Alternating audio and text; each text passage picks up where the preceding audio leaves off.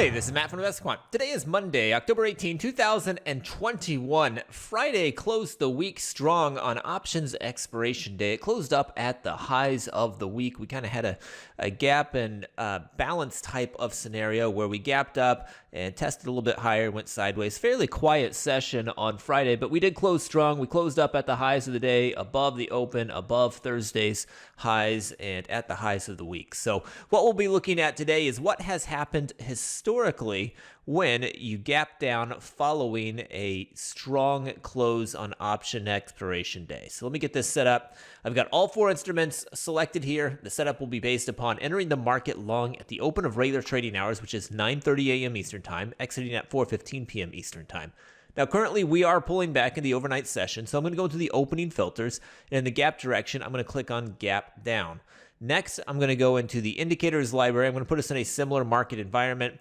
We're trading back towards those all-time highs. We haven't made it back up there yet, but we're in a stronger market right now, so we are above a 10, above a 200-day simple moving average. Next, I'm going to go up to the price patterns library, and I'm going to say that the prior session closed at the highest price of the past 5 sessions. So in the new highs section, the very first option here, day after 5-day high close, that's going to mean that the prior session was at the high of the week, since the prior session was a Friday. So closed up at the highest of the week there. And then lastly, I'm going to go into market events, and I'm going to say that today is the day after options expiration. To do that, I'm going to grab that straight from the active today. It's the bottom option here. It comes from our day after market events library. Down there, if I scroll down, you can see it right there. So I've got all of those selected. Now I can click view results.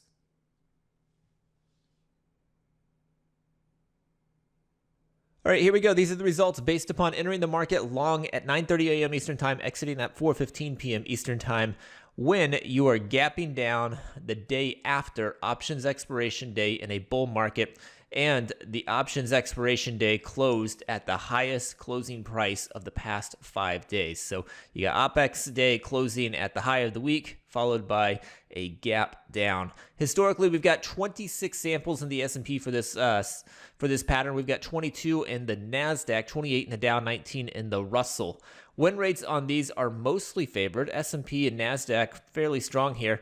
69, 68% there respectively. 61% for the Dow and 47% for the Russell.